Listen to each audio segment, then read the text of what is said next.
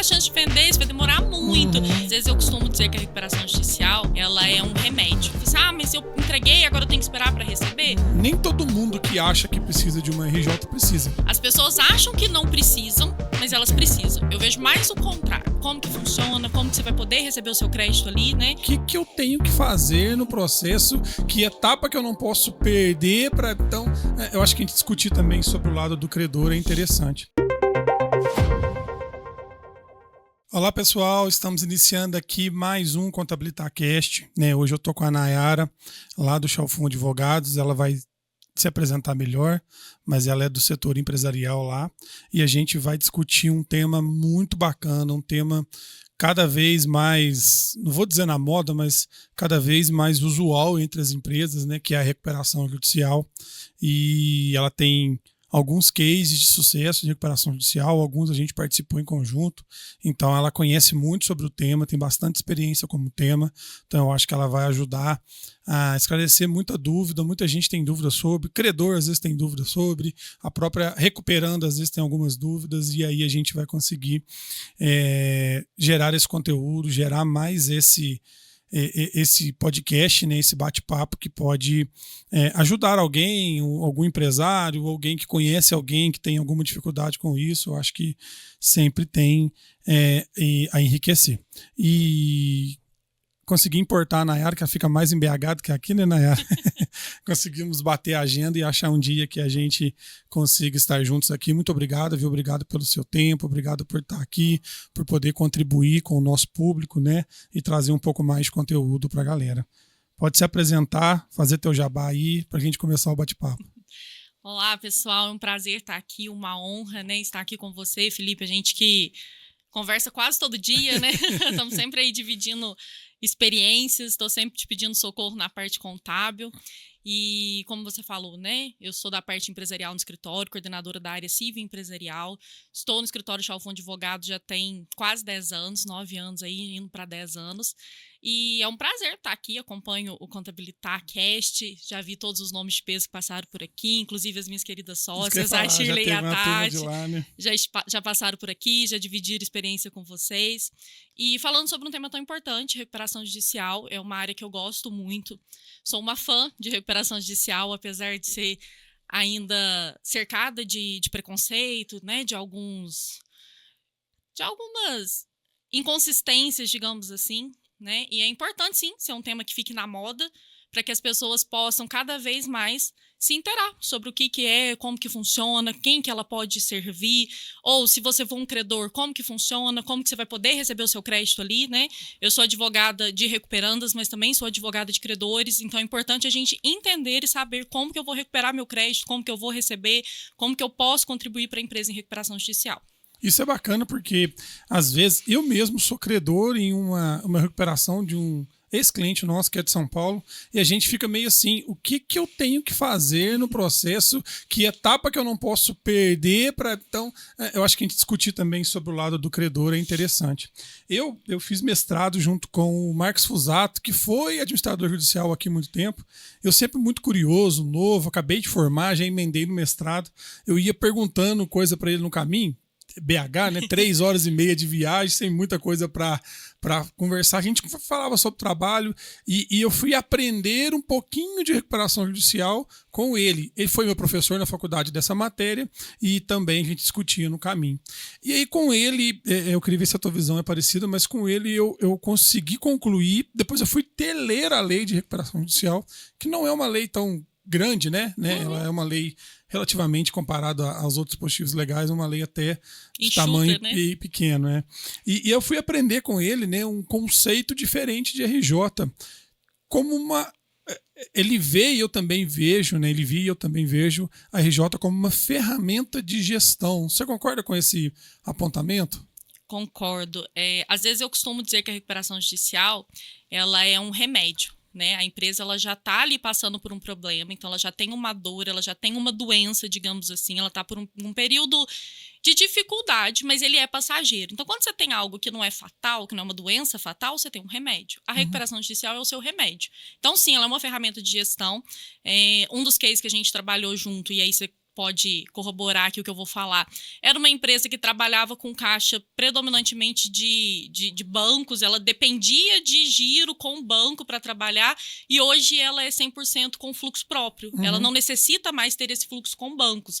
Então, sim, eu entendo que ela é uma ferramenta de gestão, e se o empresário souber utilizar, se o empresário conseguir o apoio dos seus credores, ele tem grandes chances de sair dali com uma empresa muito mais saudável, muito mais viável e com um futuro mais prolongado. Eu acho que o propósito da lei de RJ tem muito a ver com a função social da empresa, né? Você tem Esse é um dos princípios da recuperação judicial. Você tem lá uma empresa com, sei lá, pensa na contabilidade, 90 colaboradores, né? Você tem 90 famílias dependentes daquilo, você tem uma concentração de volume econômico girando em cima ali, né? Então, você tem uma pandemia da vida, você tem diversos fatores, você tem fatores mercadológicos que pode fazer com que o que a gente tinha planejado, até ineficiência do gestor, o que você tinha planejado não rodou. Por que as 90 famílias talvez tenha que pagar por uma questão que não estava no domínio do gestor ou até mesmo uma ineficiência do gestor? Então eu vejo a recuperação judicial por esse caminho, né? Isso. O que acontece? Muitas vezes as pessoas não conseguem enxergar além da figura do empresário, né? Por isso que eu falei que às vezes ela é cercada de preconceitos. Eu penso assim, eu forneci o meu serviço, eu entreguei o meu produto, por que eu não vou receber? Por que não vão me pagar? Esse é o questionamento, mas vão te pagar. Se a gente entra com pedido de recuperação judicial, o nosso objetivo é quitar, é adimplir aquela dívida. E além do empresário, você tem ali as famílias, você tem o fomento da atividade local, e às vezes isso não é observado. Só olha assim, é um empresário que não quer me pagar. Pelo contrário, se ele não quisesse pagar, eu ia direto com pedido de falência, porque se eu não tenho responsabilidade, se eu não comprovar que houve um desvio de dinheiro, vai se decretar a falência, ele tem lá as penalidades, não vai poder entrar com processo depois, ter uma nova empresa por um período, mas ele também não vai pagar. Aí ele não vai pagar. Aí eu vou liquidar o passivo, vou ver o que eu tenho de ativo. Na maioria das vezes o ativo não supera o passivo, então realmente só vão receber ali quem está nas classes prioritárias, o fisco, o crédito trabalhista e os demais credores, que é a maioria, vão ficar sem receber. Então, a recuperação em si, ela é a ferramenta para conseguir pagar. E aí é onde a gente precisa desmistificar essa história de que entrou com a recuperação, a empresa já não tem mais futuro. Pelo contrário, para eu entrar com pedido de recuperação, eu preciso que a empresa seja economicamente viável. E é uma coisa séria, né? Você tem o administrador judicial que é nomeado, que é uma pessoa totalmente imparcial, você tem a justiça de olho, você tem todos os credores que votam na Assembleia. Então, é muita gente acompanhando isso. E eu concordo contigo. Ela é, às vezes, o último ou o único mecanismo Antes de um pedido de falência. Antes de um pedido de falência. Então, assim, eu não tenho que ver, eu como um credor, e eu sou um credor de uma RJ, eu não tenho que ver aquilo como perdido, aquilo como ruim. Graças a Deus que teve RJ. Sim. Porque estava perdido aquele meu recebimento e agora eu vou conseguir pelo menos ter uma luz no fim do túnel com o tempo que eu vou participar da votação e muitas vezes e eu o devedor receber aquilo. Muitas vezes o devedor ele vai continuar sendo seu cliente, ele vai continuar sendo seu parceiro. Uhum. A lei hoje ela traz mecanismos para que esses credores que continuem trabalhando com a empresa em recuperação possam receber de modo privilegiado. Porque existe previsões que eu não posso tratar de forma diferente os meus credores. Isso está na lei. Só que ao mesmo tempo a lei permite que, se eu tenho um credor da mesma classe, mas aquele credor, ele vai continuar fomentando a minha atividade, ele vai ser um credor que a gente chama de credor parceiro, ele vai receber de forma diferenciada. E eu posso, nessa hipótese, prever um pagamento diferenciado.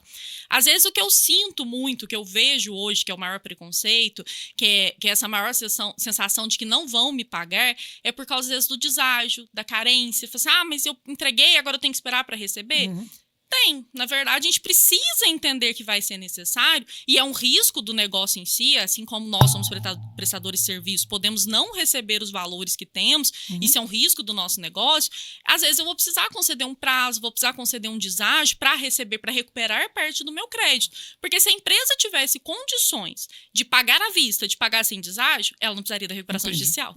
E aí é difícil, às vezes, você colocar isso na cabeça do credor. E eu acho que tanto a justiça quanto o administrador judicial, o papel deles é avaliar se realmente aquele instituto cabe àquela empresa, né? Para a gente não ter uma empresa utilizando desse instituto de forma indevida ou de forma de que não fosse o último recurso. Nós temos alguns processos, né? Dentro de um processo de recuperação judicial em si, você tem algumas fases. E, às vezes, quando tem esse pedido inicial, eu não tenho imediatamente deferido a recuperação judicial. Eu tenho deferido o processamento da recuperação. Entendi. Ela só é concedida depois de aprovado o plano, cumpridos os requisitos. Entendi. E aí, quando a empresa entra, se o juiz tem dúvida sobre alguma informação contábil, se o juiz tem dúvida sobre o preenchimento de todos os requisitos, ele pode pedir um laudo de constatação prévia. Ele já nomeia o administrador faz toda a análise da documentação, e aí o administrador dá o subsídio para a justiça deferir o processamento da recuperação. Então, assim, ele é um processo cercado de legalidade. Ele é um processo cercado de fiscais. Eu tenho o juiz fiscalizando, mas eu tenho um administrador. Para o devedor também não é fácil. Pensa, nós como empresários, né? Você tem total poder, total gestão sobre a sua empresa. Você tem total gestão sobre o seu negócio. A partir do momento que você entra com o processo de recuperação judicial, você passa a ter um fiscal. Você passa a ter alguém te perguntando: por que você está fazendo isso? O que é esse valor aqui? Para onde que isso aqui foi?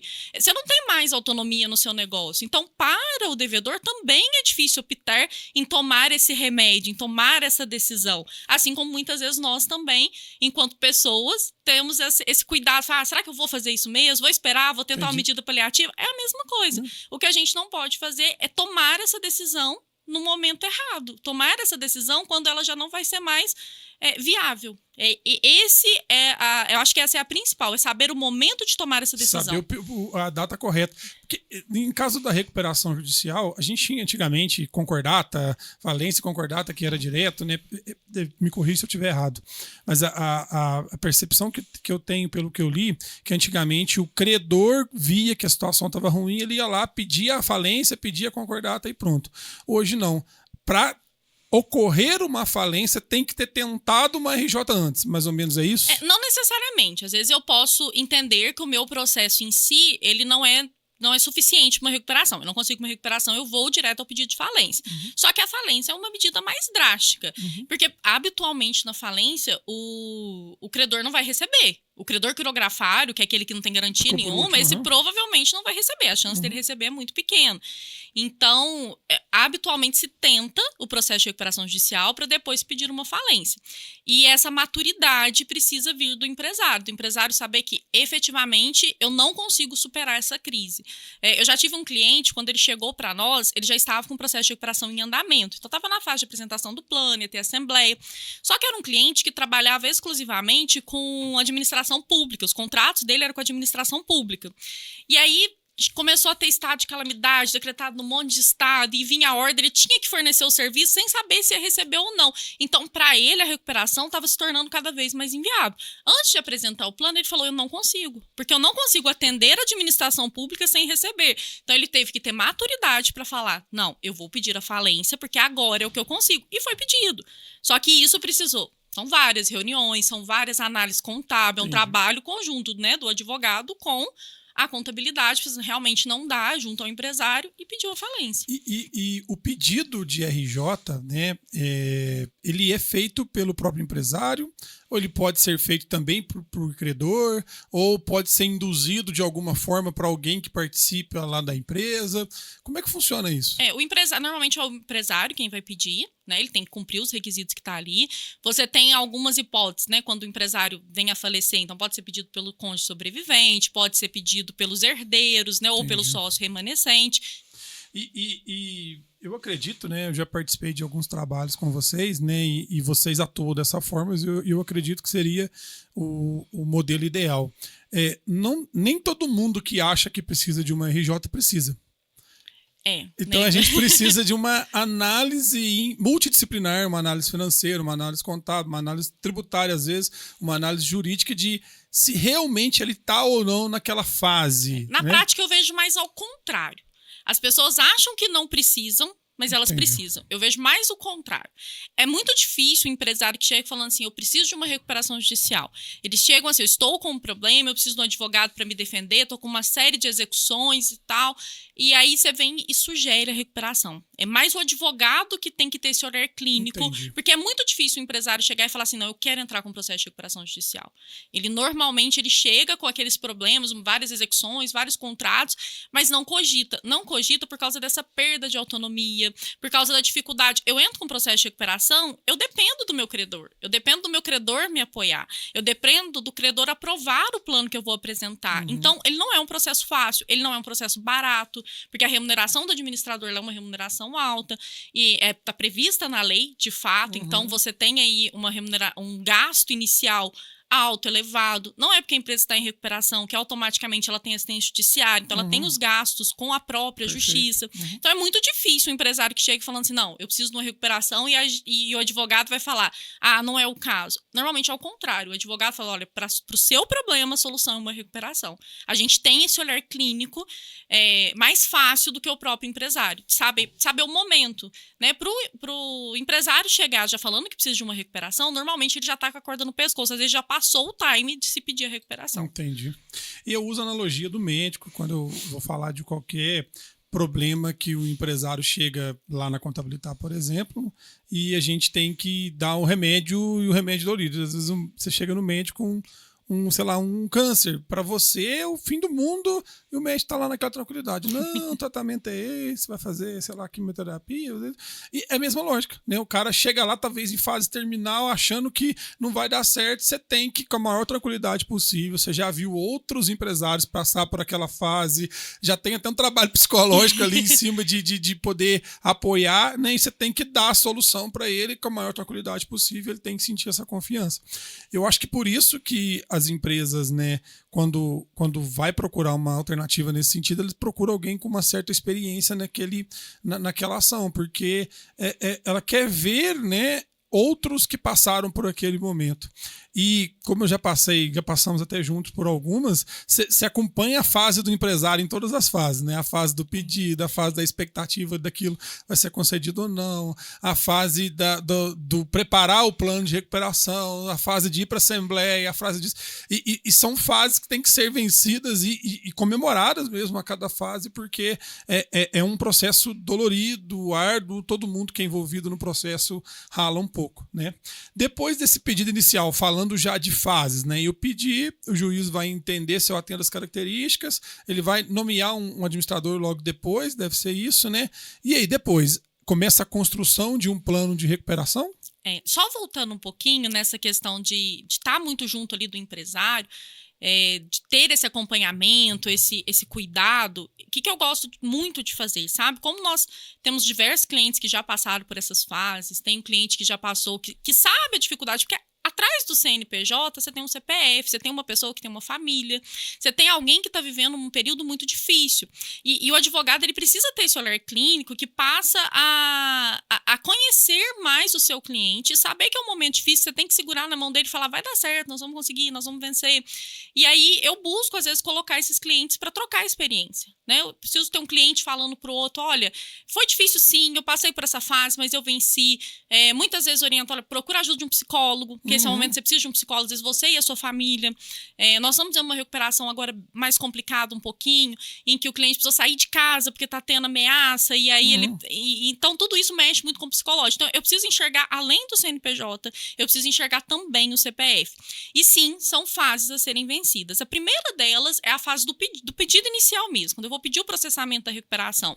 É uma série de documentos que tem que levantar, é uma série de informações contábeis, então eu preciso colocar isso em ordem para eu apresentar para o juiz e não ter, assim, às vezes uma negativa. Porque se não for deferido o processamento da recuperação, pode vir uma decretação de falência imediato. Então, eu preciso estar com isso em ordem. Então, sim, aí o juiz analisa. Se ele já entender que tem todos os requisitos, ele defere o processamento, deferido o processamento, nomeia um administrador. Ou, como eu disse um pouco antes, ele pode nomear o administrador para ver se tem os requisitos e depois deferir o processamento. Entendi. Isso. Aí publica-se a lista com o nome de todos os credores, com os valores, e iniciam-se alguns prazos para os credores. Porque eles podem impugnar o crédito que está ali, e isso a gente fala de forma administrativa, faz direto ao administrador judicial.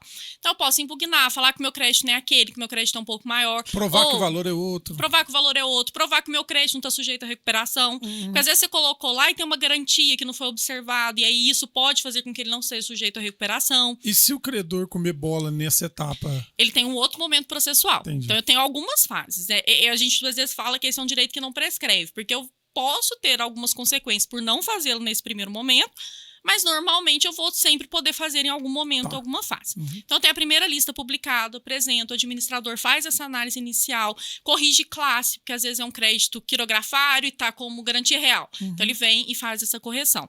Feito isso, publica-se uma segunda lista de credores com essa correção do administrador. E aí entra o segundo momento. Eu não fiz lá para o administrador, posso fazer agora? Posso, agora eu faço judicialmente. Como se fosse um incidente da recuperação judicial. Passou todos esses prazos, eu não fiz, vi agora, o plano já está até aprovado. Posso fazer? Pode. Vai ser uma habilitação retardatária. Você vai receber do jeito que está ali. Então, eu não vou votar no plano de fato, mas eu não deixo de receber, entendeu? Nessa fase, até para eu não perder o time, no meu caso, por exemplo, né, eu tenho eu sou credor de uma recuperação que é lá no interior de São Paulo. Eu não fico acompanhando o processo lá no interior de São Paulo, se a empresa vai entrar ou não. É obrigação da empresa ou do AJ ir atrás de todos os credores e comunicar aos credores da existência de uma recuperação judicial? Ou cabe ao credor acompanhar isso? Na fase inicial é obrigação da empresa. Então, ela faz a divulgação. Então, eu venho, meu cliente, o cliente da recuperação, ele dá a lista de crédito dele. Esses credores que estão ali vão receber um comunicado lá na sua residência, na sua empresa, informando que existe um crédito habilitado, em que classe que está, qual que é o número do processo. Mas, por exemplo, às vezes, porque o seu credor aí não informou no processo que ele deve para você. Né? No caso, o seu devedor, você é o credor. Ele não informou, então seu nome não está lá, você não recebeu uma cartinha. A recuperação judicial ela tem que ser publicada em jornais de grande circulação, na onde a empresa opera, então vai publicar, então você tem que ficar atento a esse edital. Normalmente, uma recuperação judicial ela é divulgada pela mídia, a própria mídia acaba divulgando, né? A gente...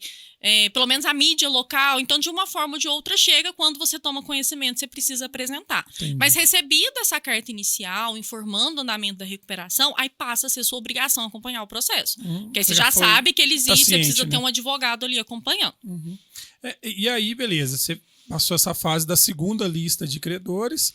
Aí, pós essa fase, qual que é o caminho? Aí você vai começar a apresentar o plano. Porque logo que defere o processamento da recuperação, inicia o prazo para apresentação do plano de recuperação, que são 60 dias ali a partir desse deferimento.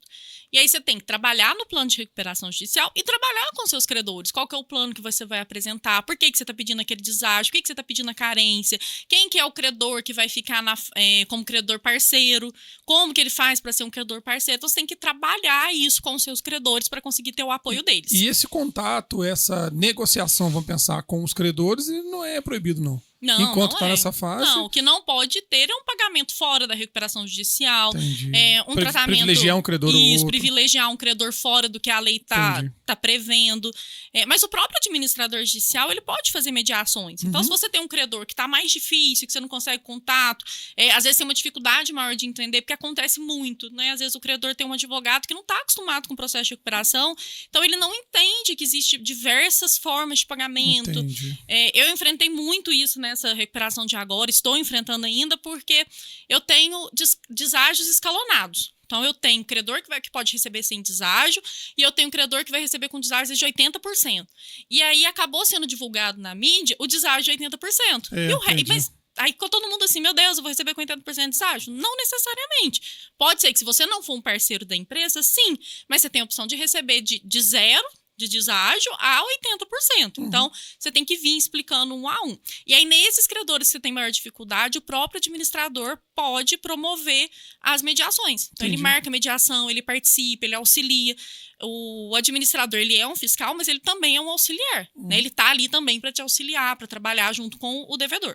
Nessa fase do plano de recuperação, basicamente, a gente vai identificar, a empresa tem que identificar qual é a condição dela, em quanto tempo ela vai se recuperar, e aí ela escalona nesse tempo de recuperação o pagamento dessa dívida existente da data que eu protocolei para trás, certo? Você fala o que está sujeito à recuperação. Perfeito. Sim, né? Então, só para a gente fazer um corte mesmo, né?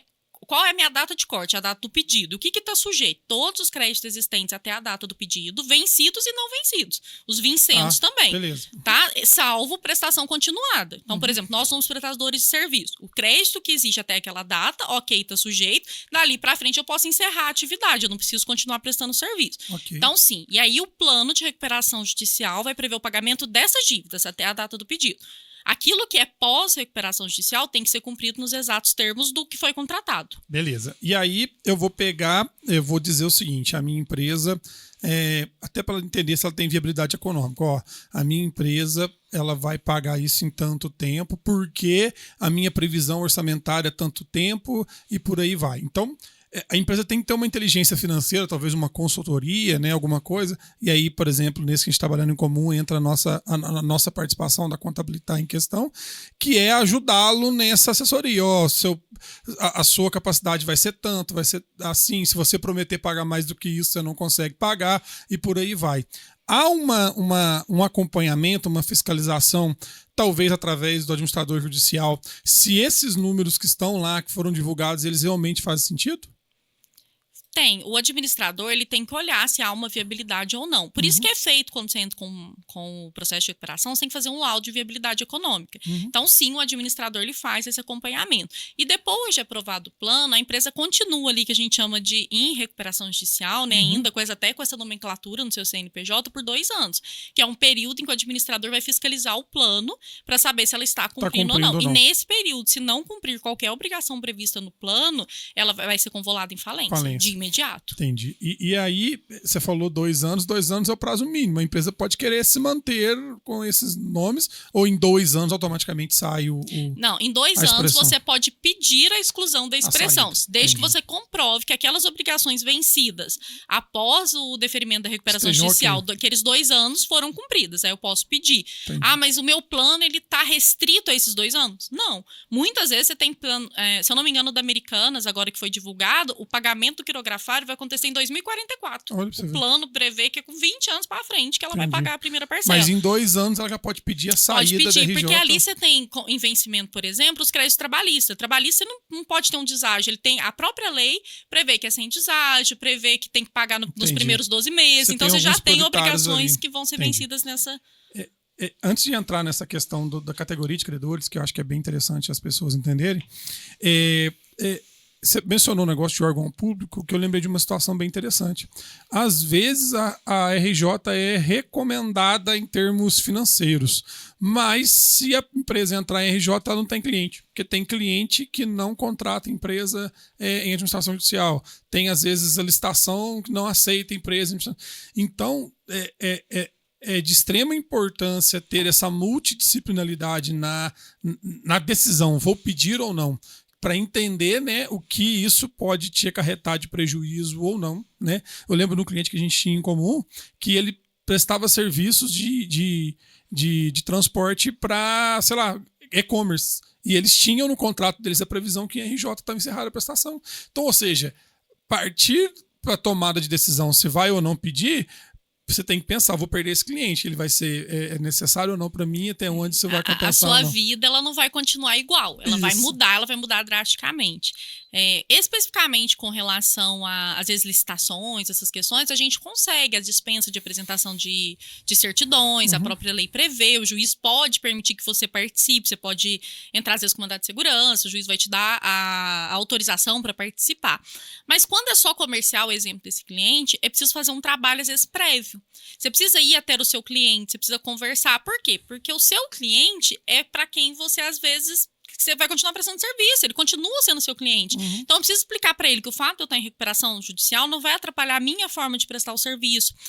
Às vezes, o seu credor precisa continuar sendo seu parceiro, e aí, você entrando no processo de recuperação judicial, você pode perder aquele credor. A exemplo de bancos, né? Muitas vezes, os bancos vão fechar as portas.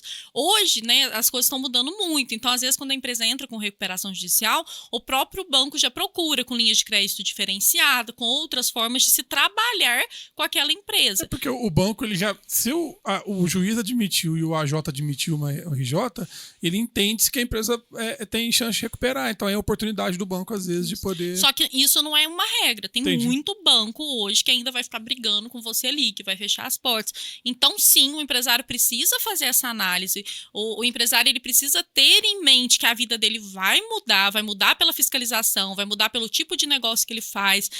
Às vezes você conseguir um prazo maior para pagamento, hoje você não consegue mais. Às vezes, no início, as negociações vão precisar ser à vista. Então, você precisa ter tudo isso em mente para você conseguir continuar com o processo de recuperação. Tá? E aí, eu tava ouvindo um podcast esse dia também, falando sobre recuperação judicial, e aí tinha uma juíza falando, né, que é muito melhor, às vezes, você ter uma recuperação do que ver o cenário que a gente vê hoje no judiciário, que às vezes a empresa só abandona o CNPJ e abre outro. Entendi. Aí você fica ali buscando receber de um CNPJ que já não tá tendo atividade, mas por quê? Porque para ela foi mais fácil que fazer o pedido de recuperação. Mas vai de encontro que a gente falou um pouco antes, né? A RJ, às vezes, tem que ser vista pelo credor como putz, vou conseguir receber. A forma de recuperar seu crédito. Você vai recuperar de alguma forma. Porque estava perdido e eu vou conseguir receber. Sim. É difícil você, como credor, ter essa maturidade de pensamento, mas às vezes é necessário e faz parte. Beleza, então mandei a lista, já foi contestada a lista, já tenho uma lista final, comecei a elaboração do plano. É uma correção, essa segunda lista ela ainda não é final. Tá? Depois da segunda lista, eu posso fazer as impugnações. Então, tem as impugnações judiciais, porque acontece do credor apresentar para o administrador e o administrador não acolher. Então, às vezes, ele pediu a exclusão e o administrador falou, não vou excluir. Ou, às vezes, o administrador falou assim, vou excluir, o crédito estava submetido. Pode acontecer. Entendi. Então, eu tenho ainda essas impugnações. Eu só tenho um quadro consolidado, um quadro geral de credores pronto e consolidado, depois da análise das habilitações e das impugnações judiciais. Aí, sim, eu tenho uma lista definitiva.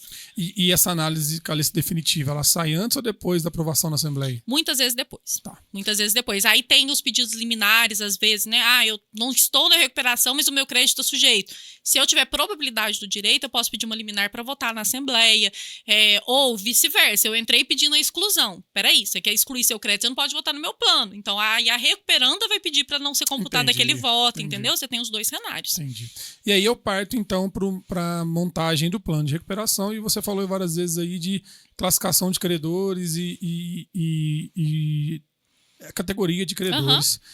Você disse que tem alguns que a lei prioriza e outros que a empresa tem que categorizar.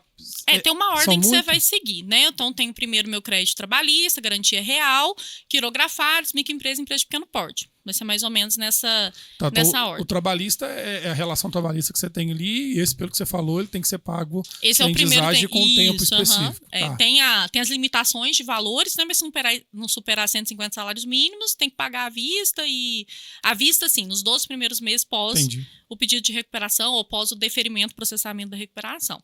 E aí depois eu tenho de garantia real, que são aqueles créditos que estão sujeitos à recuperação, mas eles têm privilégio no recebimento, então eu tenho que ter uma classe específica para ele, para tratar sobre esses créditos.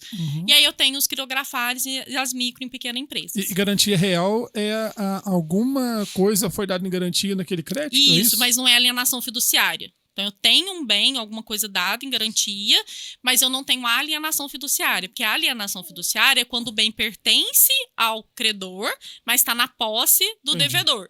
E na garantia real, não. Ele só está garantindo a negociação. Então, a diferença é essa. A alienação fiduciária não está sujeita à recuperação. Essa é uma das exclusões previstas no artigo 49 da lei. E o aval ou alguma coisa nesse sentido é considerado garantia real ou não? Não. Aí eu tenho garantia pessoal, né? E aí, nesse caso, eu posso ir atrás do crédito contra o avalista, contra quem deu essa garantia. Mas eu estou sujeito à recuperação e conservo, ao mesmo tempo, o meu direito contra quem garantiu a operação. Entendi. E lá na RJ, nesse caso do aval, tive lá um deságio de 30%.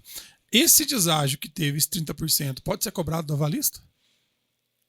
Na verdade, o que vai acontecer? É mais ao contrário. O banco, o credor, vai procurar receber isso nas execuções contra os avalistas. Porque é automático. Normalmente, quando você dá o aval, o próprio contrato já prevê que que o credor pode executar tanto o devedor principal quanto o garantidor. Então, nessa hipótese, ele vem e executa o garantidor. Aí o garantidor precisa demonstrar que houve uma novação da dívida com a aprovação do plano e tentar pagar somente o valor que está previsto no plano de recuperação. Entendi. Mas o que vai acontecer é que se o avalista, né, quem deu o aval, pagar, ele subroga no direito de receber dentro da recuperação judicial, porque ele pagou a dívida, ele passa a ser o credor. Entendi. Beleza.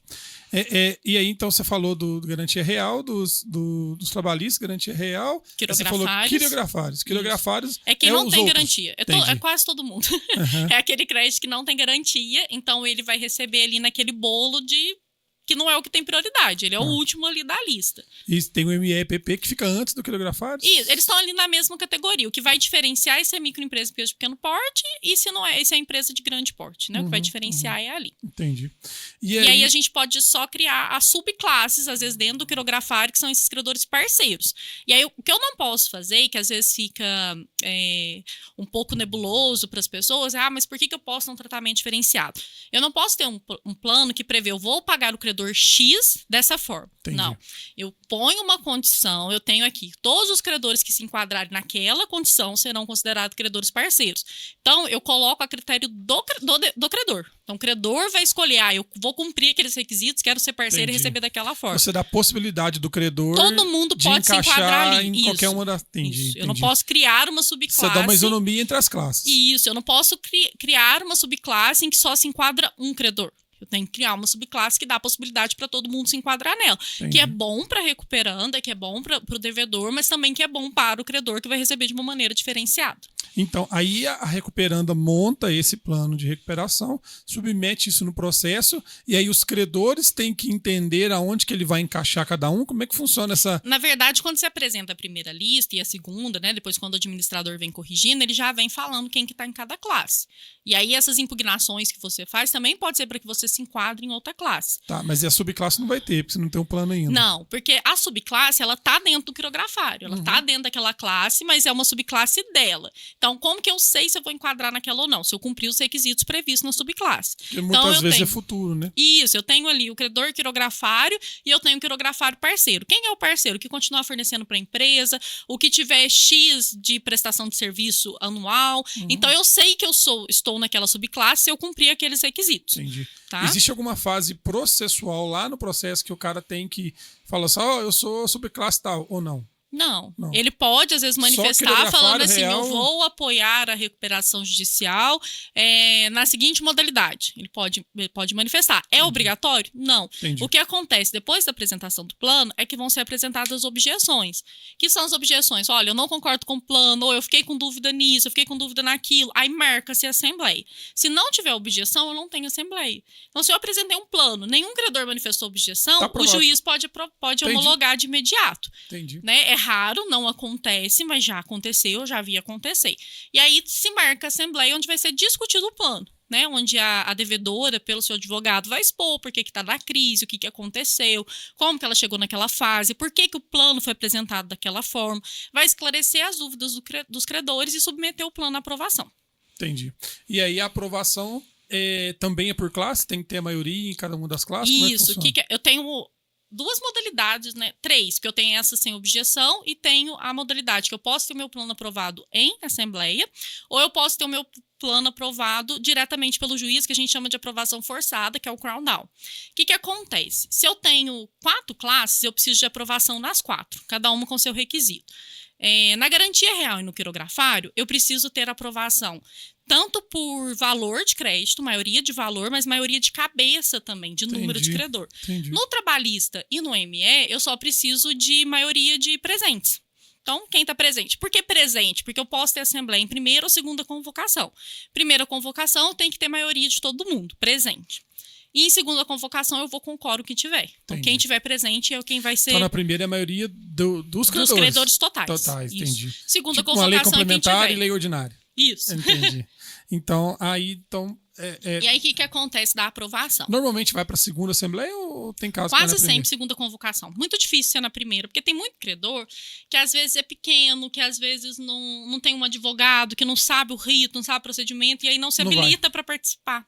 Então, quase sempre na segunda convocação. Das que eu já participei, até da época que eu trabalhava no fórum, nenhuma eu vi em primeira convocação, sempre segunda convocação. E aí, como que funciona? Se eu tenho aprovação em todas as classes, vai para o juiz a ata, o juiz só homologa. Agora, eu não tive, eu tenho aprovação. Se eu tenho 4, eu preciso de pelo menos 3. Se eu tenho 3, eu preciso de pelo menos aprovação em 2. Então, eu tenho aprovação em 2. E na classe que foi rejeitada, eu não posso ter menos de 1/3 de aprovação. Entendi. Então, se eu tiver 1/3 na que foi rejeitada e nas demais foi aprovada, a gente pode ter aprovação forçada. O juiz pode conceder ainda assim a recuperação. Entendi. E aí, uma coisa que eu acho importante falar é que eu fui lá e votei contra. Então, o plano não submete a mim? Não, ele submete. Você está sujeito ao plano. É porque, às vezes, acontece muito. Eu recebo, às vezes, uma reclamação de credor falando assim, mas eu não aprovei esse plano. Mas ele foi homologado. É igual eu votei no Lula ou no Bolsonaro, né? O meu exato. presidente é o Lula e pronto. É o Lula, você querendo ou não, o seu plano é a aquele. Lógica é essa. Você está envolvido ali dentro, entendi. Uhum. E aí, aprovando, então, esse plano, seja pelo juiz e seja pelos credores, de maneira da forma, nessa discussão sobre o plano, eu já entendi que há uma participação dos credores de uma forma não processual, né? Eu converso, falo, apresento, ouço, vejo, tem algumas manifestações que dá em processo e tal. Mas pode haver, não aprovou, nem nessa segunda chamada. Pode haver uma renegociação, uma mudança do plano, apresentar um segundo plano? Como funciona isso? Essa alteração da lei, né, de 2020, a 14.112, ela trouxe essa possibilidade. Porque antes, se o plano não fosse aprovado, seria convolado em falência. Hoje, se o plano do devedor não é aprovado, os credores podem apresentar um plano deles. Existem os requisitos, né? Ele não pode trazer uma obrigação. Eu não posso ser credora, vou apresentar meu plano e falar, eu quero pagamento à vista e sem deságio, sem carência, nada. Não é assim que funciona, mas eu posso apresentar um plano e esse plano ser submetido à aprovação dos outros credores. Uhum. Ou seja, na mesma lógica que a empresa não pode preferir ninguém, os credores também não podem preferir ninguém, entendi a lógica. E nessa lógica dos credores apresentar um plano, que existe o famoso comitê de credores ou não? Não, o comitê de credores sempre vai existir. Sempre vai existir. Ele é uma forma de facilitar a comunicação do administrador com os credores. Então, ele sempre pode existir. Aí eu tenho um credor de cada classe que vai representar, que vai falar em nome de todo mundo para facilitar a comunicação. Entendi. Porque às vezes a recuperação é muito grande, tem muitos credores, você não consegue conversar com todo mundo, então você tem um porta-voz de cada classe. Entendi. Isso acontece.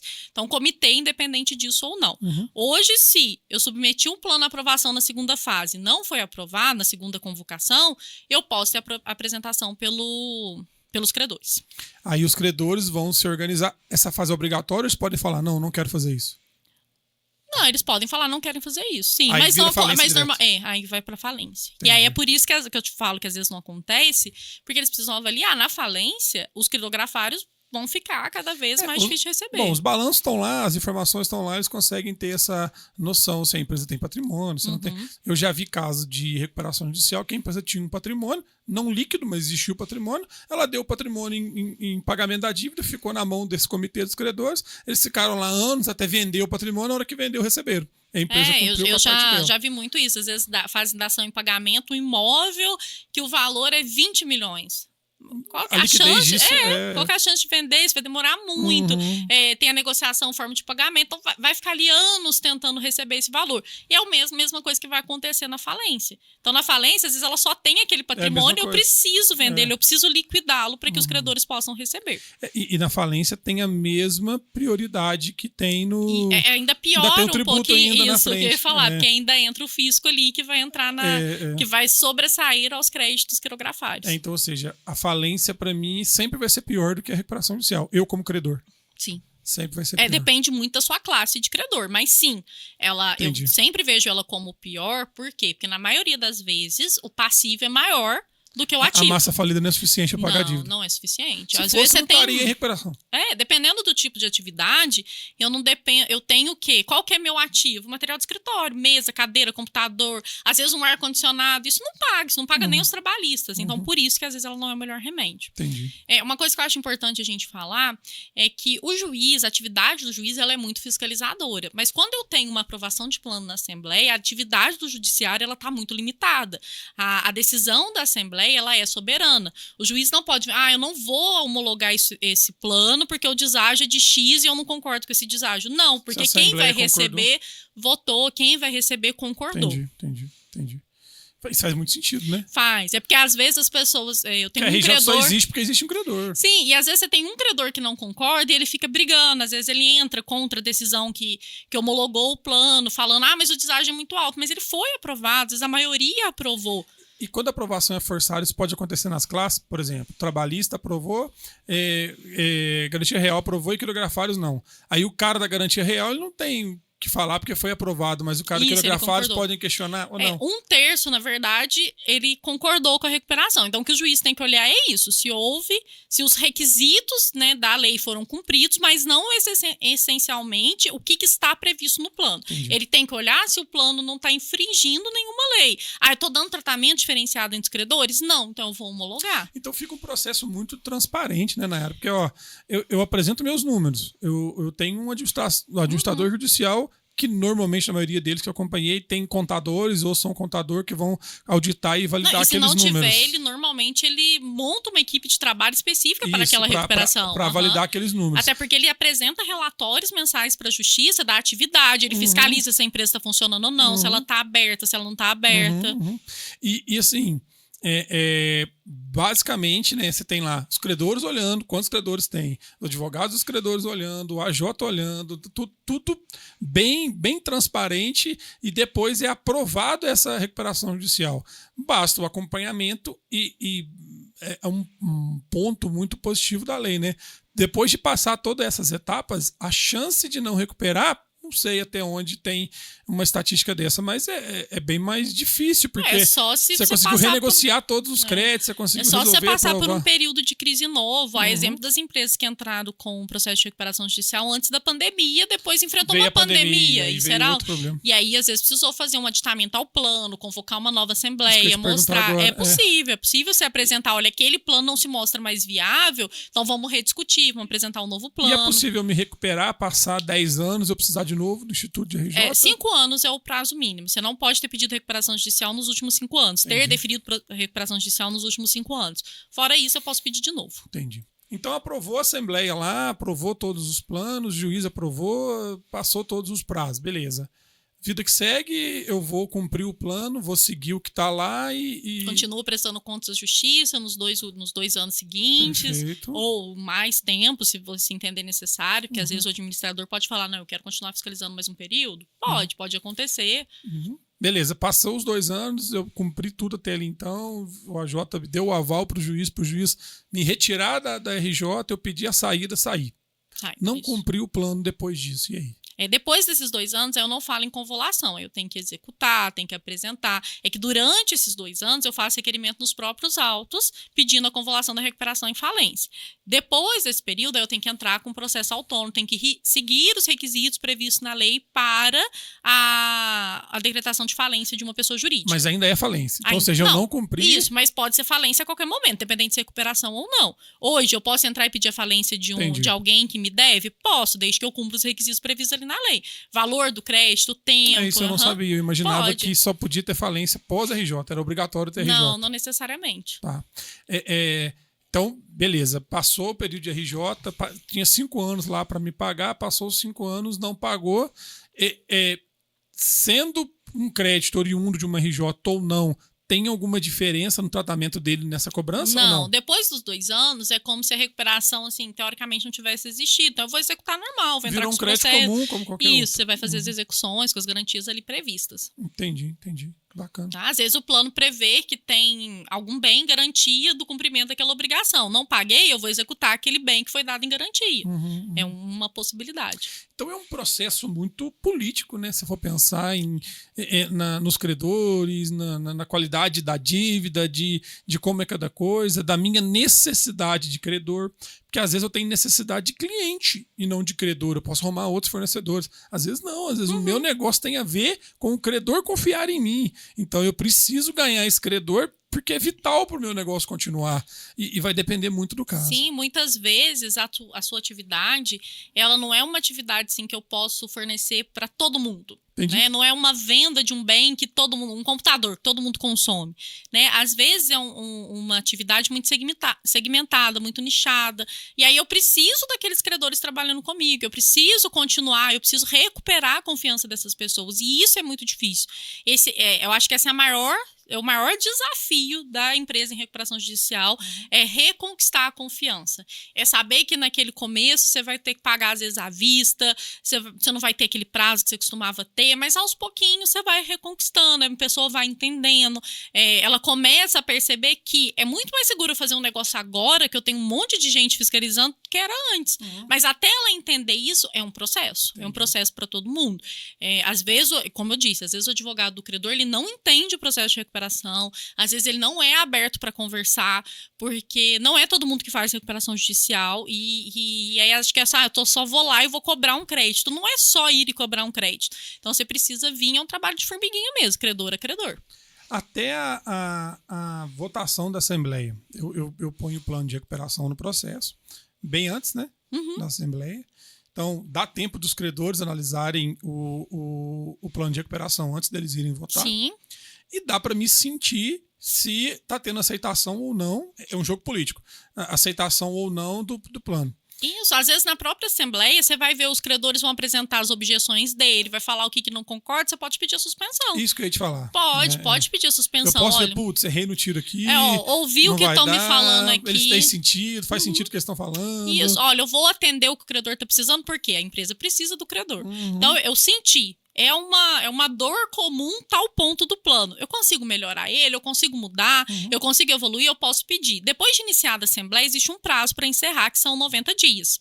Então, nesses 90 dias, eu preciso encerrar. Então, eu iniciei a Assembleia, olha, me dá um prazo, vou suspender. A suspensão é votada, então eu não posso pedir e simplesmente ser deferida, não. A gente pede, pode ser pedida por um credor, pode ser pedida pela recuperanda, submete-se à votação, aprovou, aí suspende a Assembleia e depois ela continua. Tá? Ela é em continuação. É importante falar isso, porque às vezes o credor perdeu o time de participar daquela assembleia. Na continuação, não, porque a continuação é com as mesmas pessoas que estavam. Mas sim, é possível. Eu apresento um aditivo.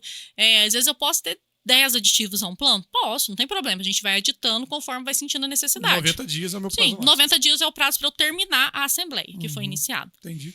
Um ponto importante que a gente não falou é apesar desses créditos que não são sujeitos à recuperação, exemplo da alienação, quando eu entro com o processo de recuperação, ficam suspensas as execuções contra o credor.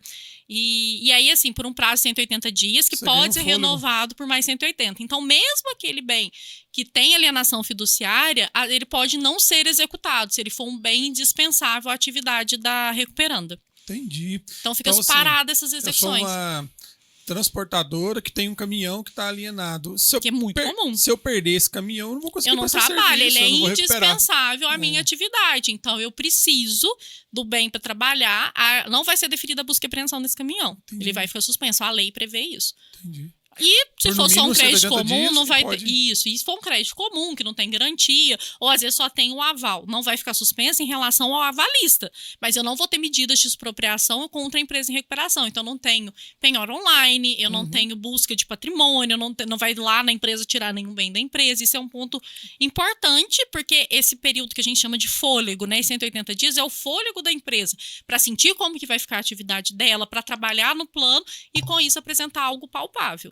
E outra coisa também nessa linha é o tributo, né? O tributo não entra na recuperação judicial, mas existe um parcelamento específico para empresas em recuperação judicial. Sim. Eu lembro que um caso nosso em comum, a gente fez esse parcelamento.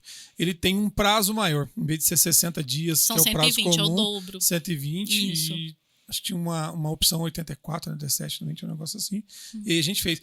Na época que eu fiz, dava um trabalhinho na Receita, conseguia, era muito manual, né? Hoje eu não sei como é que tá, mas... A lei ela é a gente relativamente conseguiu. nova, né? Você tem uma lei de 2005, né? Hoje ela estaria completando aí 20 anos, mas ela foi mudada agora em 2020, que eu tive algumas inovações foram trazidas. A exemplo, por exemplo, da recuperação extrajudicial, quase ninguém opta por esse procedimento, porque eu preciso, na recuperação extrajudicial, você negocia com cada um dos credores, eles assinam o plano e homologam judicialmente. Então, ela ainda vem sendo modificada, né? A questão de grupo, às vezes o grupo econômico. Eu preciso pedir a recuperação do grupo, como que funciona, não funciona. Antes, na lei anterior, isso era muito obscuro. Hoje eu já entendo. Para eu pedir a recuperação do grupo, eu posso ter a consolidação que a gente chama de substancial ou processual. O que significa isso? Se eu tenho identidades de dívida, né, se eu tenho garantias cruzadas, eu apresento um plano para o grupo todo. Mas se eu não tenho, cada grupo vai comprovar os requisitos da recuperação individualmente, eu posso ter mais de um plano apresentado.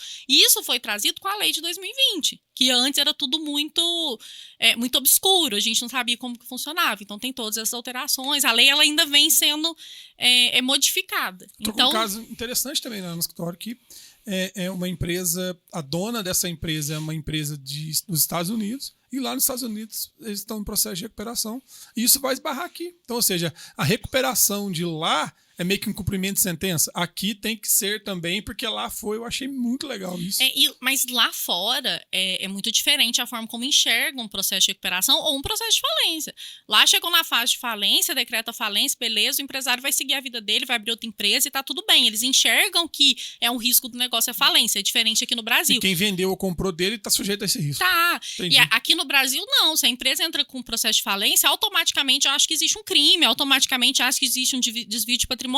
E na maioria das vezes não existe. Tem. Não vou dizer que não acontece. Acontece. Mas não é a regra. A regra não é essa. Entendi. Mas isso vira, às vezes, assim, uma briga judicial tão grande, tão desgastante, que é onde, às vezes, o empresário prefere falar assim, vou deixar o meu CNPJ ali no cantinho, vou abrir um novo aqui. Às vezes abre no nome de... Aí criam-se holdings para tentar proteger e vou abrir no nome de outra pessoa jurídica.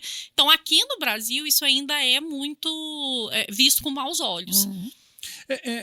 Em relação à qualidade da dívida, acho que a gente não mencionou, isso é um ponto importante. Nem toda empresa pode pedir recuperação judicial. Às vezes, a qualidade da dívida dela não permite recuperação. Vou te dar um exemplo. Tem só garantia real, ou tem só trabalhista, ou tem todas as dívidas no único credor, ou toda a dívida, né, que ele tem é um único credor. Existe isso mesmo, né? Existe. Às vezes eu tenho empresa, se eu tiver um único credor, eu preciso negociar só com ele. Então, às vezes, uma extrajudicial é muito mais fácil. Eu vou fazer um plano específico para aquele credor. Ou já peguei cliente que às vezes a dívida era massivamente banco. A chance de um banco apoiar uma recuperação é muito pequena. Às vezes ele pode pedir, mas não vai ter sucesso. Isso, esses bancos mais tradicionais, Banco do Brasil, Itaú, Santander, são os mais difíceis de se negociar. Então, a gente não vai ter um sucesso. Às vezes é preferível, olha, vamos tentar negociar contrato a contrato, a gente vem... eu tive um cliente, quando eu entrei no escritório, ele já estava, a gente fala que fez uma recuperação para ele sem ser uma recuperação de fato. Mas eram dívidas com garantia. Uma extra sem ter regulamentação disso. Eram dívidas altas, eles estavam passando por um processo de dissolução de sociedade, então o nosso cliente ficou com as dívidas, ele tinha que negociar um a um e ele falava assim, eu consigo, a minha empresa tem futuro, eu vou vencer, mas eu preciso de prazo, a gente precisa conseguir renegociar. Então a gente veio ano a ano renegociando. Quando eu entrei, nós tínhamos aí, sei lá, uns 50 processos mais ou menos em andamento. Hoje nós temos um único já em andamento, que nem que é de um terceiro que está tentando ver se teve uma fraude, que já está no STJ comprovando que não teve fraude nenhuma, e todas as dívidas ele pagou, uma a uma. Eu lembro cada acordo que a gente assinava, ele falava assim, mais um vencido. Mas ele realmente queria, ele recuperou a empresa dele. Legal. Só que era um que não dava para fazer recuperação judicial, porque tudo tinha garantia.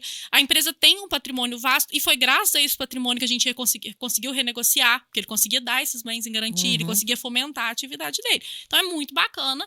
É um case de sucesso também, porque a gente acompanhou passo a passo de cada um dos processos e venceu sem necessariamente precisar de uma recuperação. E é isso, né, que a gente tem que... Acho que o papel de vocês, o nosso, como consultores de uma empresa que está pensando em ir esse caminho, ou a gente vai recomendar esse caminho, é também essa análise da qualidade da dívida, né? Falou, isso aqui não adianta eu querer Às vezes é tudo inventar que não vai alienação dar fiduciária, certo. todo mundo vai pedir exclusão do Eu crédito. vou ganhar um tempo ali que vai ser, no fim das contas, não vai fazer sentido. E é uma decisão muito perigosa, porque às vezes você entra e se não tiver qualidade, é a convolução em falência, e aí não tem o que fazer. Então, ou dá certo ou dá certo, porque se der errado Se der errado é mais penoso para todo mundo. E deu errado, virou falência, né?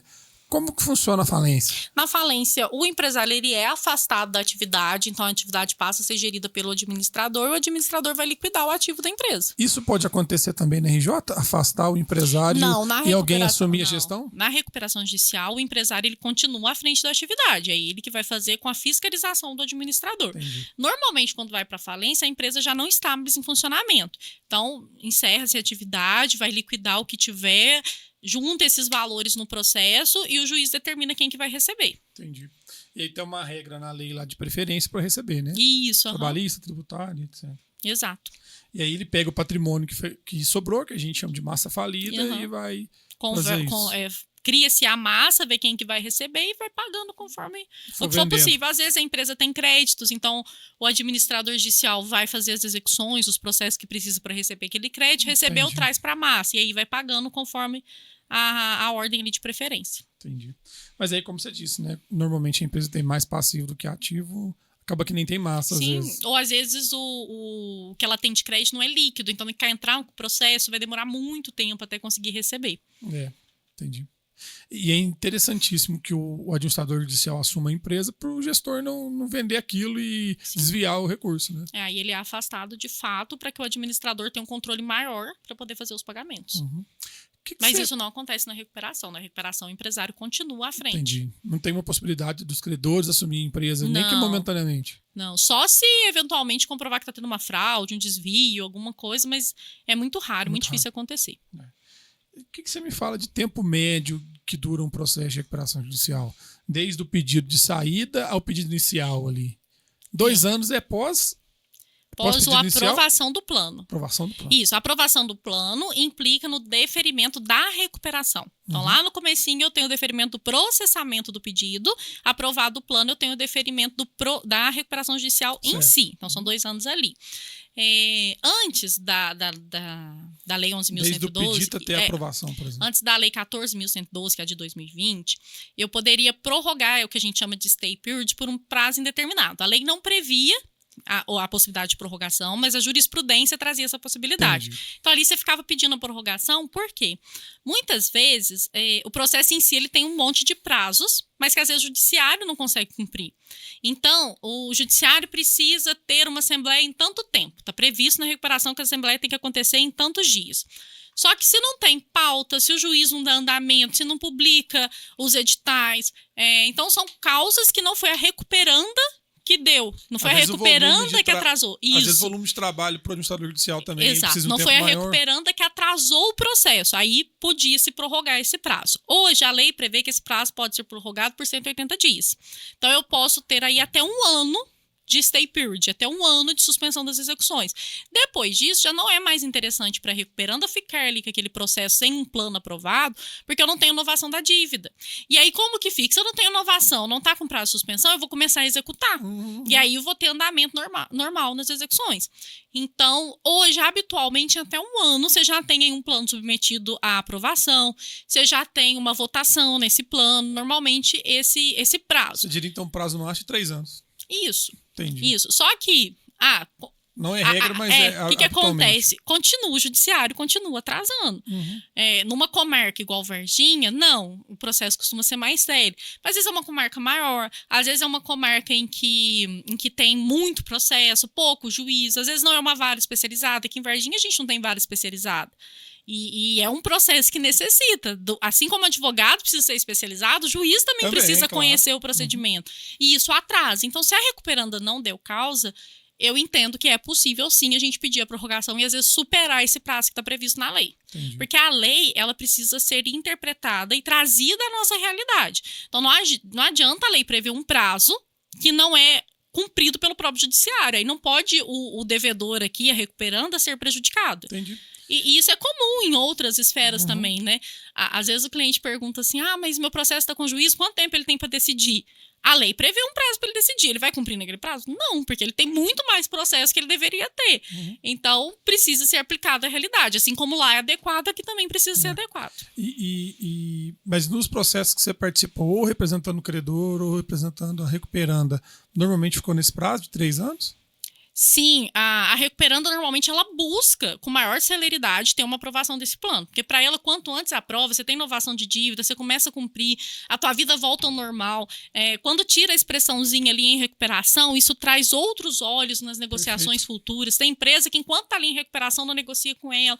Então, para a recuperanda não é bom atrasar. Ela busca, salvo situações muito específicas em que não foi possível negociar, ela vem e pede. Às vezes tem essa ideia de que a recuperanda vai querer atrasar o processo. Não é verdade. A recuperanda ela não quer atrasar, ela quer que o mais rápido possível esse plano seja aprovado, para que ela possa dar continuidade na atividade dela. E é normal, pelo menos os casos que eu acompanhei, de esse momento de dificuldade que é passar pela recuperação judicial te traz aprendizado, te traz uma série de coisas. Traz maturidade para o empresário. Normalmente as empresas passam por um processo de governança junto, né?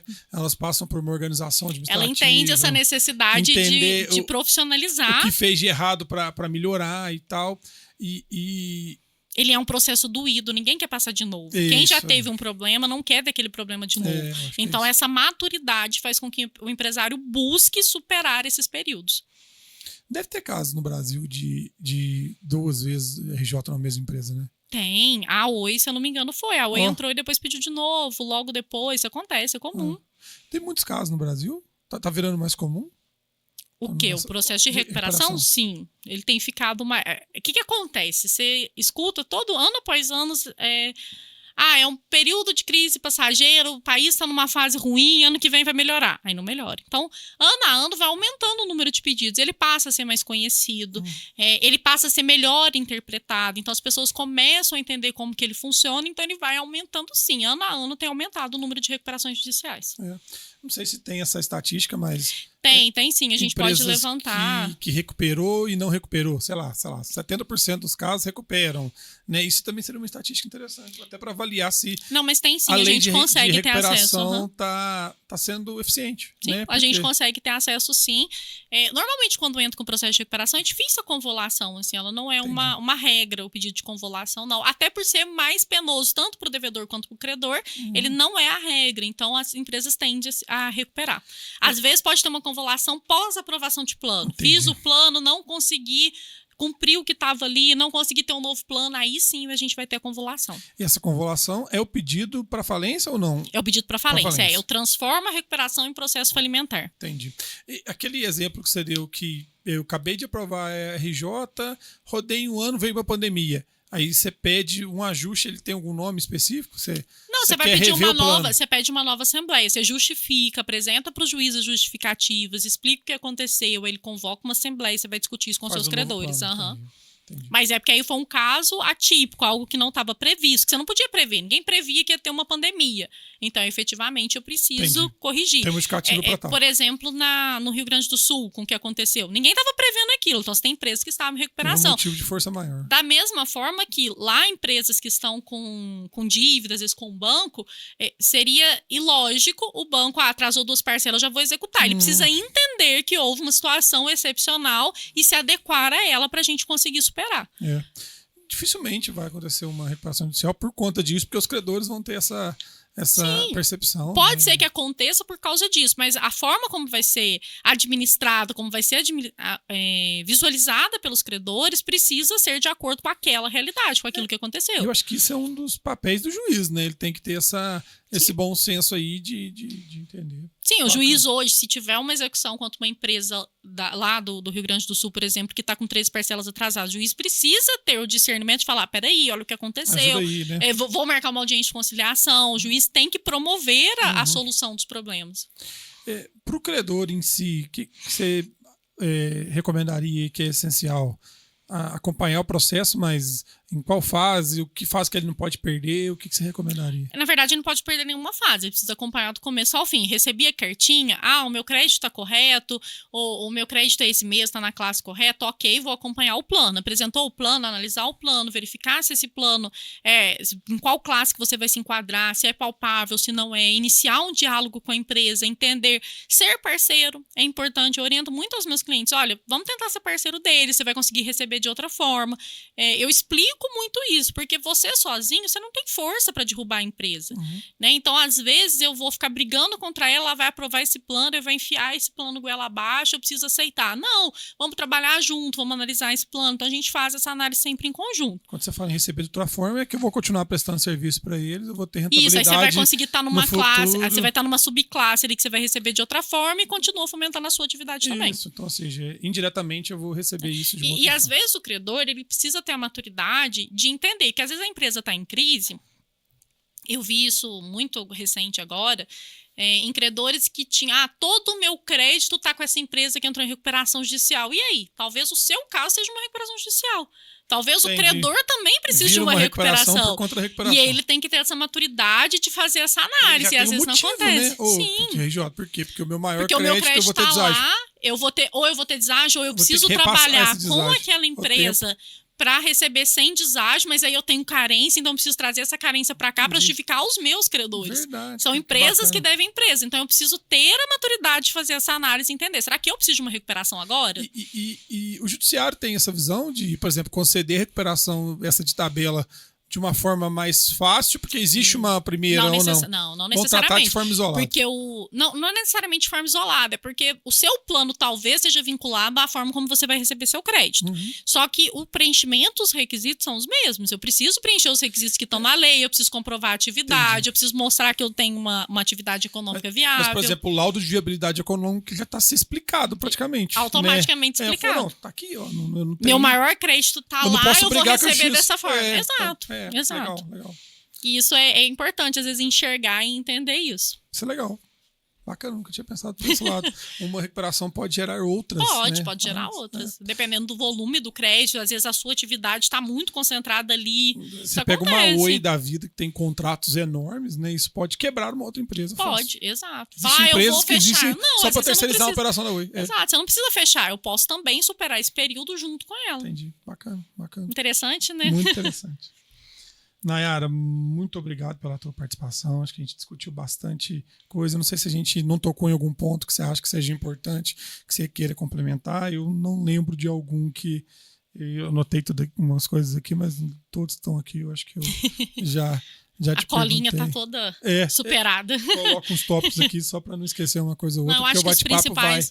Vai ocorrendo. Não, os principais pontos nós abordamos aqui, mas se eventualmente alguém tiver alguma dúvida, alguma coisa específica, quiser procurar a gente de alguma forma, a gente está à disposição para esclarecer. Isso que eu ia te falar, viu, gente? Eu super endosso o trabalho da Nayara com recuperação judicial, tanto para credor quanto para alguém que está nessa dificuldade e que avaliar que talvez possa ser uma opção, né? Nas redes sociais da Contabilitar também, quem tem meu contato, eu super indico, ou diretamente com eles lá também. Claro. Tem vários cases de sucesso e fizeram isso para muita empresa. Isso é um trabalho social que a gente acaba fazendo, porque se você faz uma empresa recuperar, você está tendo uma manutenção de empregos, uma manutenção da atividade econômica, e isso, claro que a gente faz em troca de uma remuneração, mas ele é muito além disso. Muito além disso, eu também acho. Parabéns vocês pelo trabalho lá. Muito obrigado pelo convite, foi um prazer estar aqui, e sempre que precisar, estou à disposição. Como você diz, a gente já conversa diariamente, né? Diariamente. Tem dia que na loucura não vai nem bom dia. Felipe, socorro. Como é que nós vamos fazer aqui? Pessoal, então a gente teve mais esse bate-papo rico em conteúdo, né? Não é todo dia que a gente tem a oportunidade de perguntar para um especialista um assunto tão complicado que é a recuperação judicial, e a gente teve isso aqui agora publicamente, né? De graça para quem estiver consumindo esse conteúdo. Se você ficou até aqui com a gente, se você gostou do conteúdo, então siga aí a gente nas redes sociais, siga as redes sociais do Chalfun, compartilhe esse episódio com quem vocês acham que possa ter interesse, ou acadêmico ou de empresarial mesmo, sobre o assunto, que é um assunto muito rico. Muito obrigado, então. Até a próxima. Obrigado, até a próxima.